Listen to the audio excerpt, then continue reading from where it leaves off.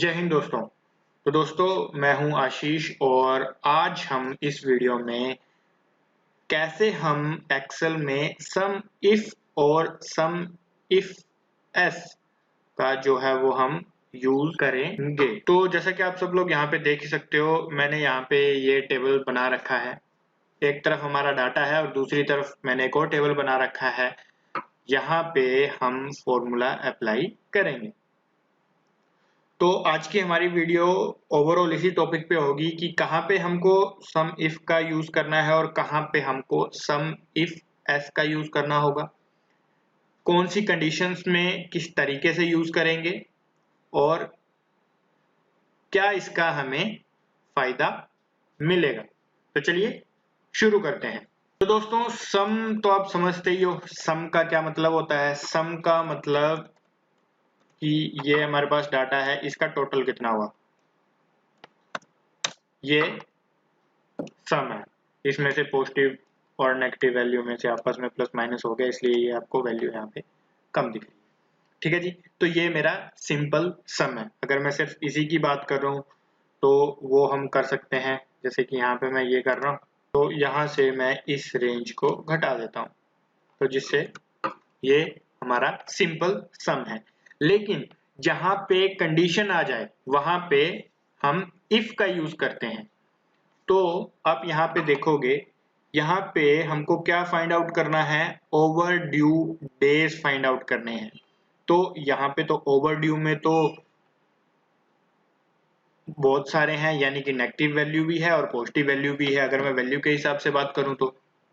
लेकिन यहाँ पे मेरे को कौन से फाइंड आउट करने हैं, तो सिर्फ नेगेटिव वाले, यानी कि जो ओवर ड्यू हो रखे हैं, सिर्फ मेरे को वही यहाँ पे क्या करने हैं, सम करना है सिर्फ उन वैल्यू का जो कि ओवरड्यू है, यानी कि जिन पे माइनस का साइन यहाँ पे दिख रहा है आपको।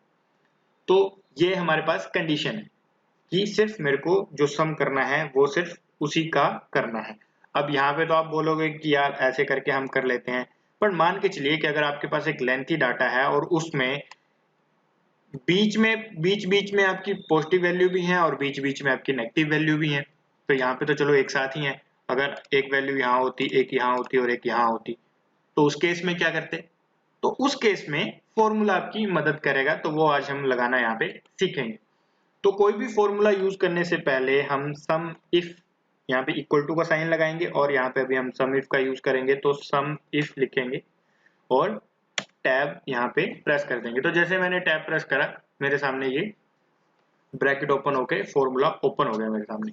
अब यहाँ पे तीन चीजें पूछ रहा है, ये रेंज पूछ रहा है, दूसरा क्राइटेरिया पूछ रहा है और तीसरा सम रेंज पूछ रहा है। तो अभी आप यहाँ पे देखोगे जो रेंज है वो यहाँ पे बोल्ड हो रखा है, मतलब कि अभी हम इस पे काम कर रहे हैं। तो रेंज क्या होती है, रेंज मतलब हमको क्या फाइंड आउट करना है, जो चीज हमको फाइंड आउट करनी है वो हमारी क्या होगी, रेंज। क्राइटेरिया क्या होगा, क्राइटेरिया मतलब कंडीशन, किस कंडीशन पे, कौन सी कंडीशन यहाँ पे लगनी है वो क्राइटेरिया के अंडर आएगा।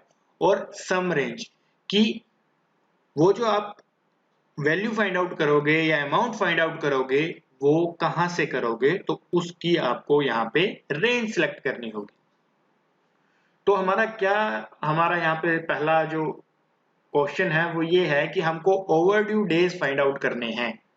तो ओवरड्यू डेज फाइंड आउट करने हैं तो हमारी रेंज क्या होनी चाहिए, हमको क्या फाइंड आउट करना है, ओवरड्यू।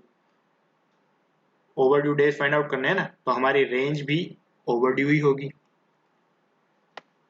कोमा लगा देंगे। अब देखो ये बोल्ड हो गया, तो यानी कि क्राइटेरिया।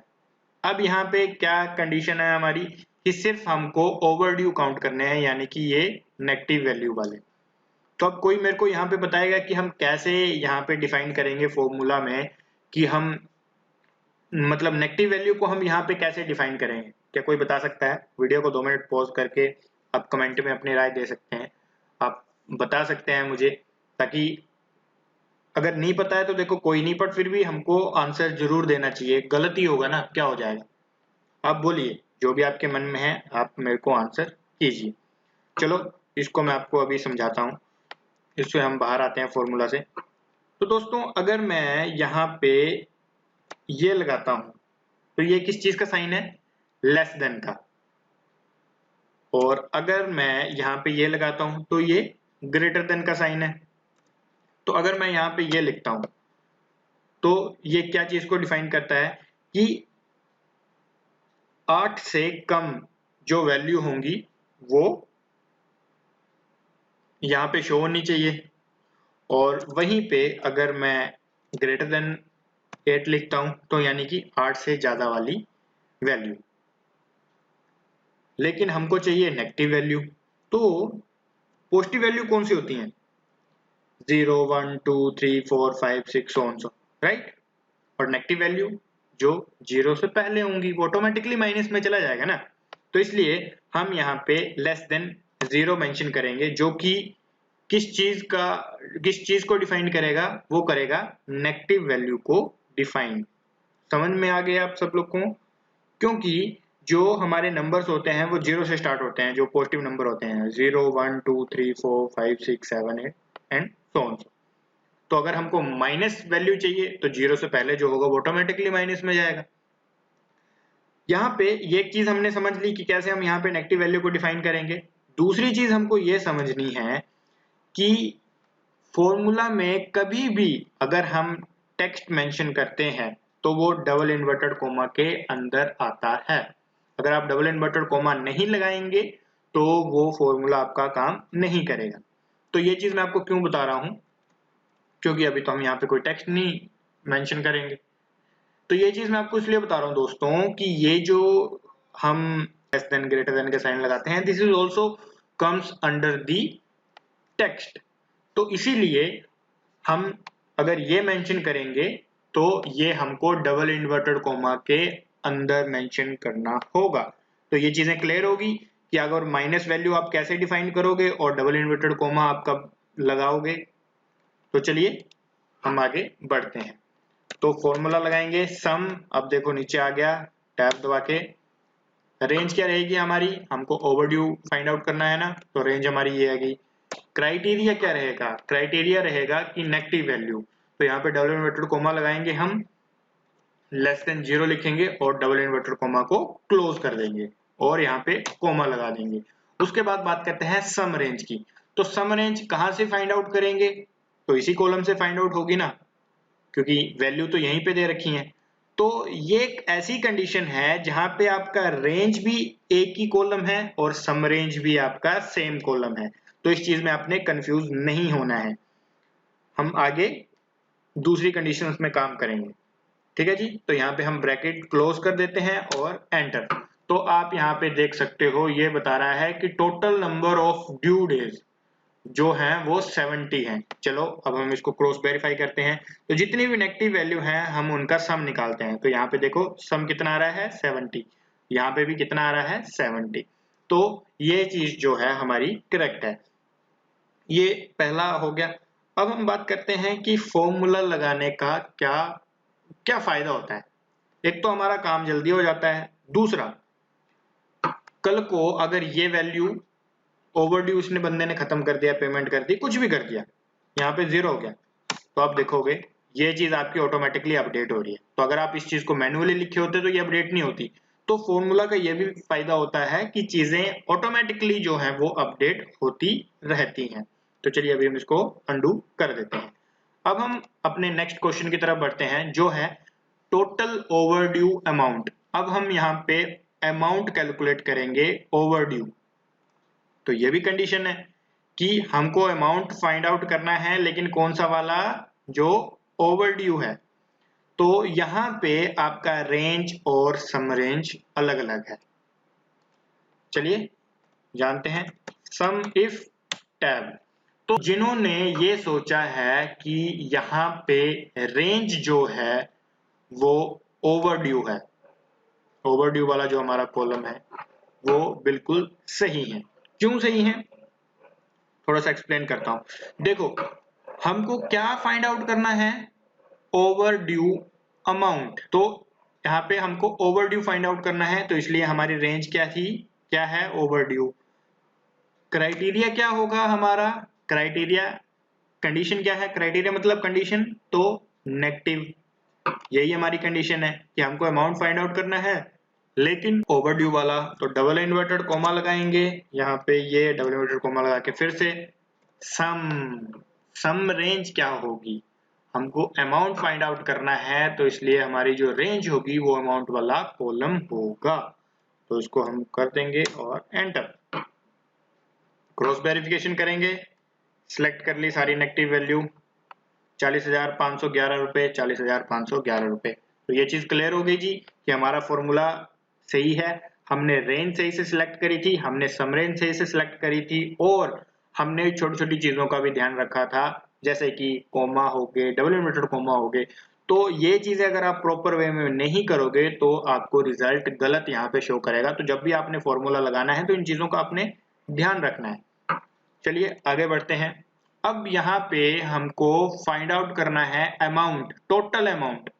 कौन से ऑफिस का? जीजीएन ऑफिस का। जीजीएन शॉर्ट फॉर्म में, गुरुग्राम को जीजीएन बोलते हैं शॉर्ट फॉर्म में, तो इसलिए मैं भी यहाँ पे जीजीएन ही बोल रहा हूँ। ठीक है जी। तो अभी मेरे को क्या फाइंड आउट करना है? अमाउंट फाइंड आउट करना है, सिर्फ जीजीएन ऑफिस का टोटल अमाउंट। इसमें नेगेटिव भी है, पॉजिटिव भी है। कैसे करेंगे हम? सम इफ हमको क्या फाइंड आउट करना है? ऑफिस। तो रेंज क्या होगी हमारा? ऑफिस वाला कॉलम, क्योंकि हमको तो सिर्फ ऑफिस का अमाउंट फाइंड आउट करना है ना, तो इसलिए हमारा यहाँ पे ये चीज आ गई। दूसरा, अब मैंने आपको बताया था कि जब भी हम टेक्स्ट मेंशन करेंगे डबल इन्वर्टेड कॉमा में, उसको हम मेंशन करेंगे। तो यहाँ पे आप डबल इन्वर्टेड कॉमा लगा के यहाँ पे टाइप कर सकते हो। देखो, आप स्मॉल लेटर में लिखो चाहे कैपिटल लेटर में लिखो, इससे कोई फर्क नहीं पड़ता, बट जो यहाँ पे आपकी स्पेलिंग्स होंगी ना, वो चीज आपकी यहाँ पे प्रॉपर होनी चाहिए। छोटे में लिखो, बड़े में लिखो, कोई दिक्कत नहीं है, लेकिन स्पेलिंग आपकी यहाँ पे सेम होनी चाहिए, तभी वो चीज वो फाइंड आउट कर पाएगा।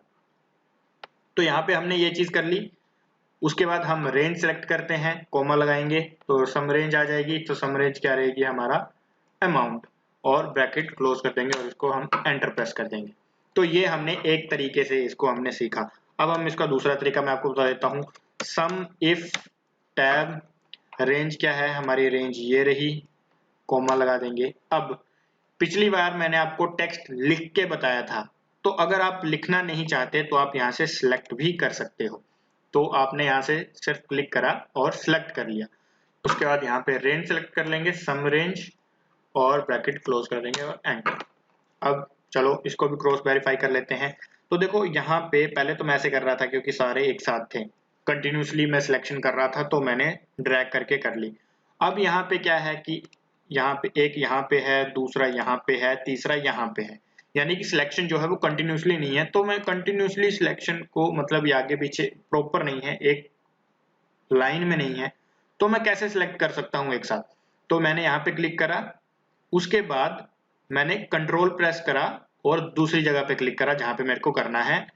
कंट्रोल में अभी भी प्रेस करा हुआ हूं, और यहाँ पे भी क्लिक करा और यहाँ पे क्लिक करा। तो कंट्रोल में प्रेस कर रखा हूं और साथ में जो जो मेरे को चाहिए उन सेल्स पे मैं क्लिक कर रहा हूं। और अब जो हो गया तो मैं कंट्रोल छोड़ दिया। अब यहाँ पे देखो, जितने भी हमारे जीजीएन ऑफिस थे उनका अमाउंट का जो टोटल है वो है 9,350 रुपीज, और सेम आपके पास यहाँ पे रिजल्ट आपको शो हो रहा है। तो ये चीज क्लियर होगी जी। चलिए अब हम आगे बढ़ते हैं। अब यहाँ पे एक और चीज है, और एक मजेदार चीज है। मजेदार क्या चीज है यहाँ पे कि मेरे को अमाउंट फाइंड आउट करना है जीजीएन ऑफिस के अलावा बाकी सारे ऑफिस का। तो यहाँ पे आप बोलोगे कि यार इसमें मजेदार क्या चीज है? तो मजेदार चीज ये है दोस्तों कि इक्वल टू वाली वैल्यू तो समझ में आती है, नॉट इक्वल टू वैल्यू कैसे यहाँ पे आप शो करोगे? अब आप बोलोगे नॉट इक्वल टू कहाँ से आया? भैया मेरे को नोएडा चाहिए, दिल्ली चाहिए, लेकिन गुड़गांव नहीं चाहिए, तो यानी कि not equal to Gurgaon. I want all the amount which is not related to the Gurgaon office और not equal to the Gurgaon office. Not equal to होगा तभी तो इसके अलावा बाकी सारी वैल्यू आएंगी ना। अब चलिए नॉट इक्वल टू को हम कैसे यहाँ पे यूज करेंगे वो देखते हैं।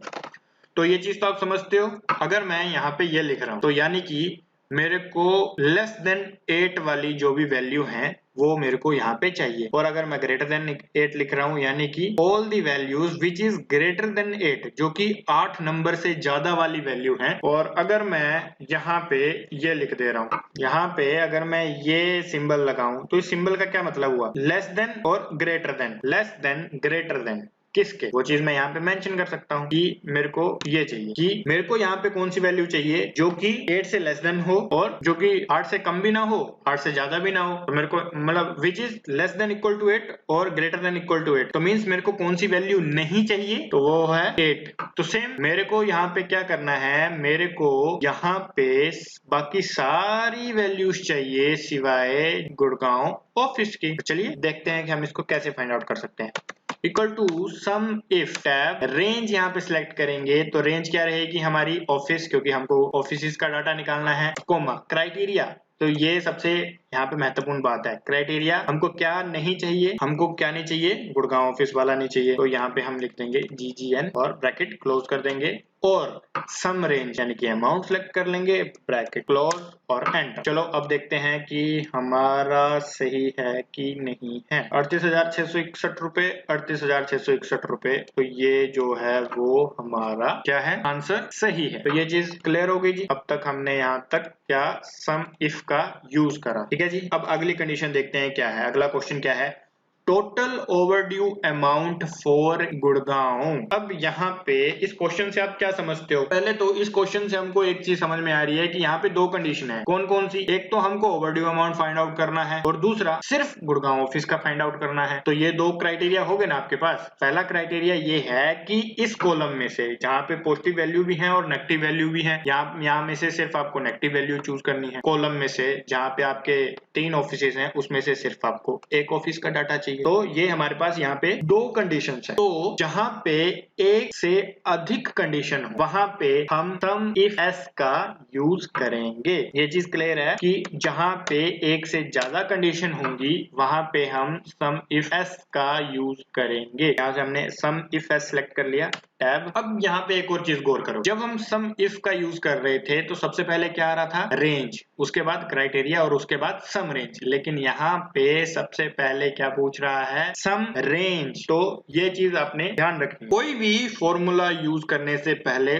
उसकी कंडीशंस को ध्यान से समझना है, तभी आप उस पे फॉर्मूला अप्लाई कर सकते हो जब आपको कंडीशंस पता होंगी। तो इस केस में क्या हमारी सम रेंज होगा, ये कोई मेरे को बता सकता है क्या, सम रेंज क्या होगा, कमेंट करके जरूर बताएगा। सम रेंज हमको क्या फाइंड आउट करना है, अमाउंट फाइंड आउट करना है। तो अमाउंट फाइंड आउट करना है तो हमारी सम रेंज यही होगी, क्योंकि इसमें से ही तो फाइंड आउट होगा ना। तो ये हमारा सम रेंज वाला चैप्टर यहाँ पे क्लोज हो गया। अब हम बात करते हैं क्राइटेरिया। दो कंडीशंस है हमारे पास, चलो पहले हम पहले वाली कंडीशन की बात करते हैं।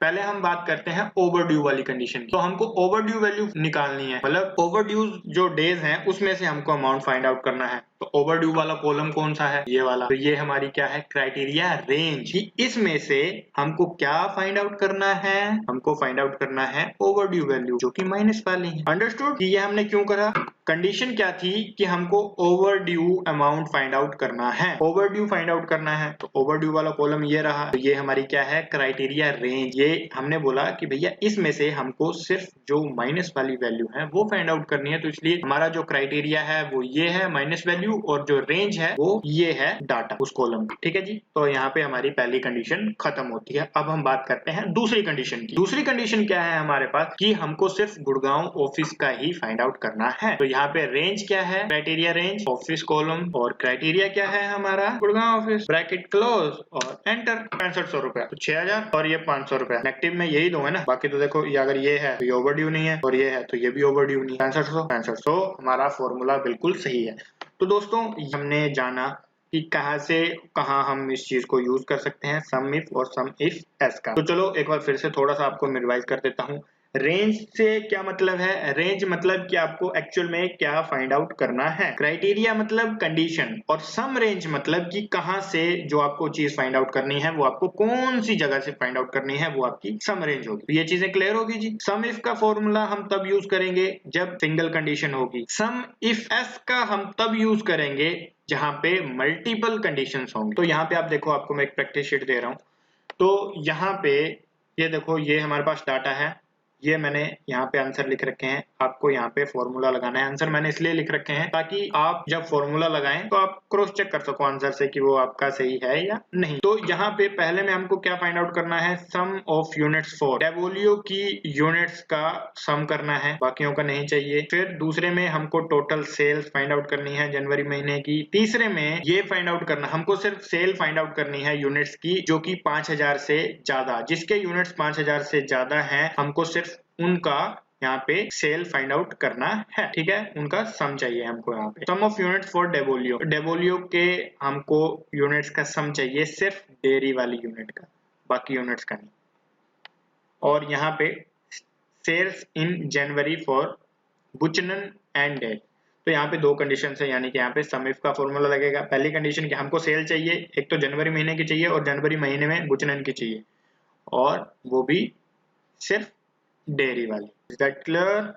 ये चीज आपने प्रैक्टिस करनी है इस चीज की। कोई दिक्कत आएगी तो आप कमेंट कीजिएगा, मैसेज कीजिएगा। सोशल मीडिया पे भी हूँ, फेसबुक पे हूँ, इंस्टा पे हूँ, हर जगह पे हूँ, तो जहां मर्जी आप मैसेज कीजिए, always available for you guys. आज की इस वीडियो में इतना ही। जय हिंद।